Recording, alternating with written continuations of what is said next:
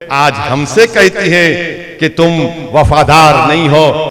आज ये हमारी देशभक्ति है, ये हमारी मोहब्बत है इस वतन से।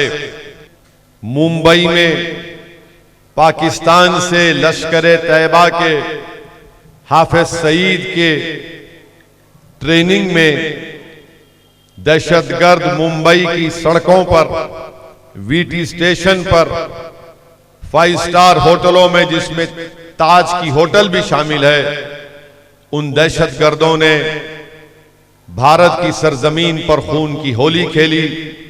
जो पाकिस्तान से आए थे और मासूम लोगों का उन्होंने कत्लेआम किया।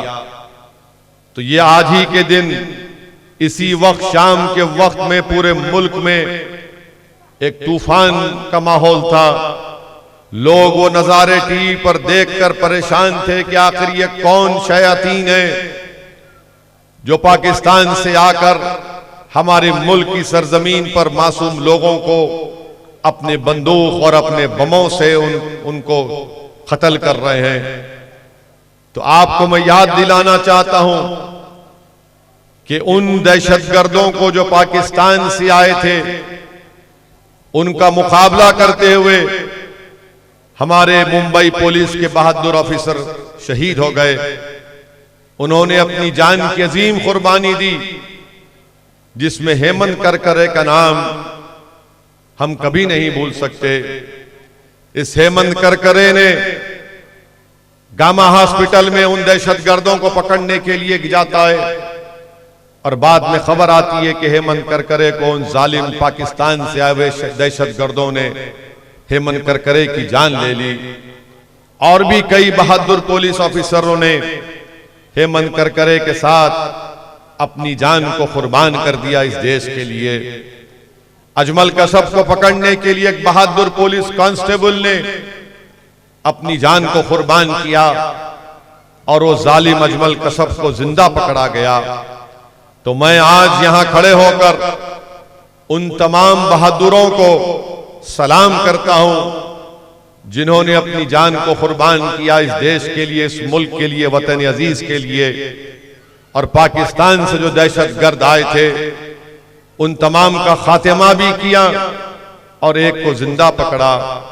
मैं हेमंत करकरे के साथ उन तमाम पुलिस के ओहदेदारों को जिन्होंने अपनी जान को कुर्बान किया, उनको सलाम करता हूं और उनके परिवार को, उनके खानदान वालों को हम सलाम करते हैं कि उन परिवार वालों ने अपने पति को खोया, उनकी औलाद ने अपने वालिद को खोया।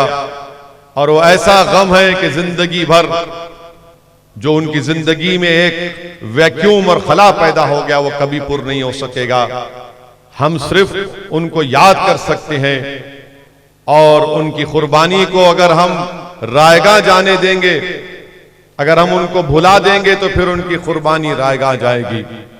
तो हमको हमेशा जब नवंबर 26 आएगा, हमको नहीं भूलना चाहिए कि पाकिस्तान से दहशतगर्द आए थे और मुंबई की सड़कों पर उन्होंने शैतान का नाच किया और कई मासूम भारत के खवातीन को, महिलाओं को, बुजुर्गों को, बच्चों को अपनी दहशतगर्दी का शिकार करके उनकी जान ले ली।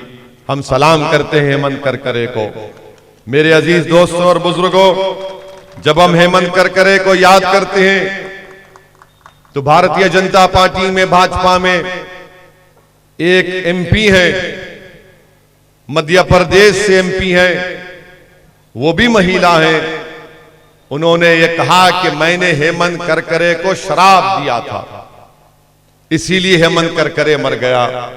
मैं पूछना चाहता हूं भाजपा के लोगों से, क्या हेमंत करकरे को पाकिस्तान से आए हुए दहशतगर्दों ने कत्ल नहीं किया था?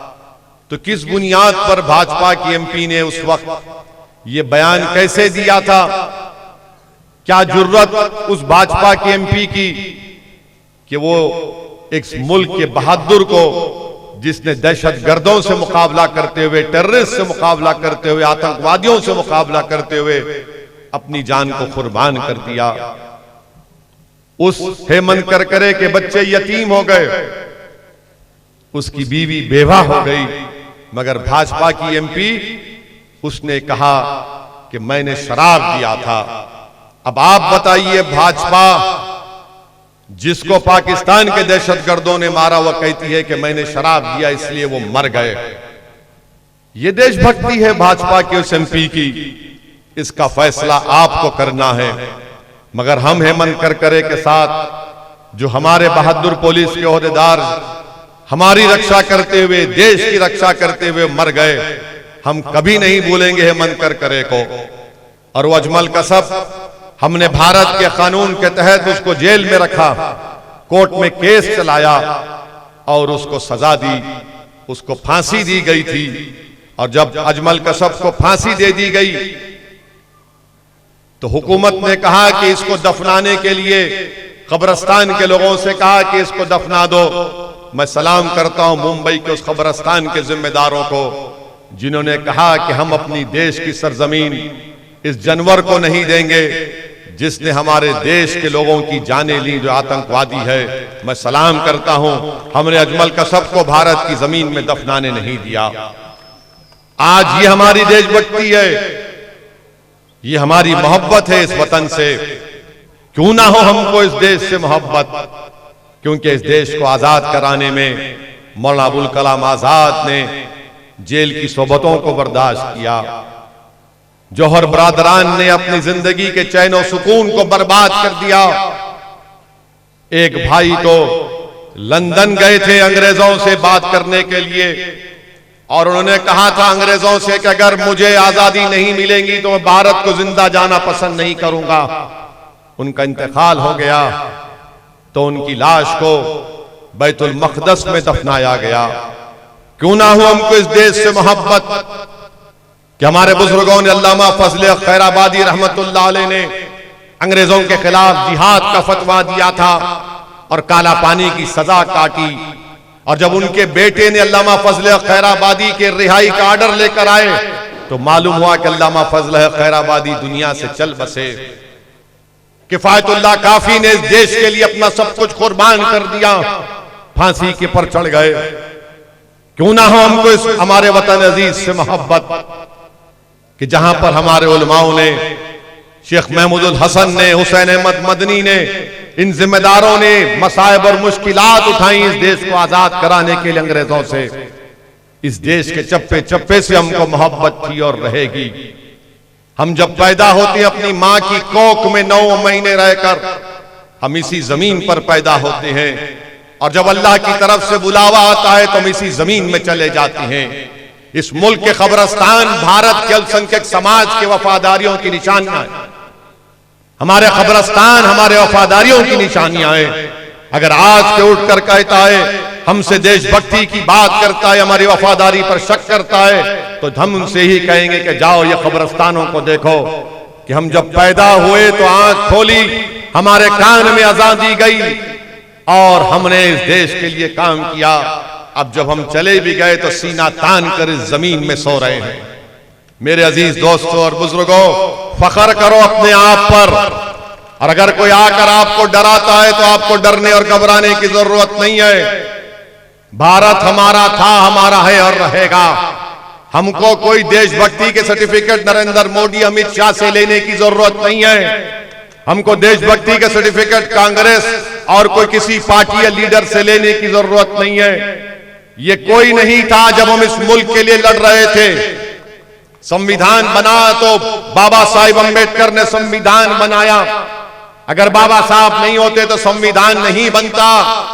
यही बाबा साहिब अम्बेडकर ने संविधान बनाया और कमजोरों से कहा, मजलूमों से कहा, दलितों से कहा, आदिवासियों से कहा, अल्पसंख्यक मुसलमानों से कहा कि मैं तो संविधान बना दिया हूं, अब तुमको इस संविधान को इस्तेमाल करके अपने मुकद्दर के फैसले करना पड़ेगा।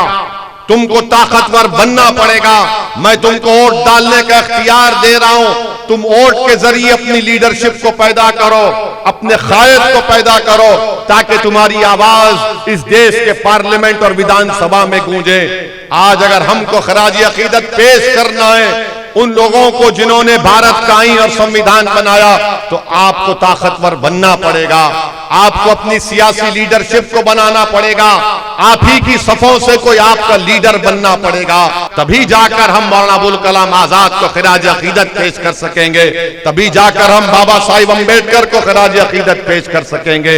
मेरी अजीज दोस्तों और बुजुर्गों, मेरी इज्जतदार और माँ और बहनों, मेरे गयूर नौजवान साथियों, ये मेरी आपसे इल्तिजा है, गुजारिश है कि आप अपने वोट का सही इस्तेमाल करें और इस आज के दिन जो संविधान दिवस के तौर पर मनाया जाता है, सिर्फ संविधान को ना देखें बल्कि संविधान में क्या लिखा गया उस पर गौर करें। और जब संविधान बन गया, लागू हो गया इस देश में, और जो पहली संविधान की किताब बनाई गई, जो आज भी भारत के लोकसभा की लाइब्रेरी में मैंने कई मर्तबा उसको देखा, जो लोग आज आकर असदुद्दीन ओवैसी की वफादारी पर शक करते हैं, अरे सुनो कांग्रेस और आरएसएस और भाजपा वालों, जब उस पहली संविधान की किताब लिखी गई, उस किताब में कई बड़े बड़े लोगों की तस्वीर है, राम सीता की फोटो है, लक्ष्मण की फोटो है, उसमें गुरु नानक की फोटो है, उसमें बड़े बड़े इस मुल्क में जिन्होंने तारीख बनाई उनकी तस्वीर है। और आपको मालूम, उस पहली किताब में टीपू सुल्तान की भी फोटो है, टीपू सुल्तान शहीद रहमतुल्लाह अलैह की फोटो है। लिखने वालों ने, संविधान लिखने वालों ने टीपू की फोटो डाली थी, उसमें झांसी की रानी की फोटो है।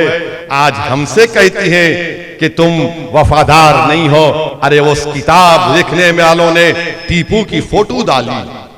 तो टीपू सुल्तान मालूम हुआ कि टीपू सुल्तान इस मुल्क से मोहब्बत करने वाला था, जिसने अंग्रेजों की गुलामी को कबूल नहीं किया और शहादत को तस्लीम किया, जिसने अपनी जान को कुर्बान कर दिया इस मुल्क को अंग्रेजों से आजादी दिलाने के लिए।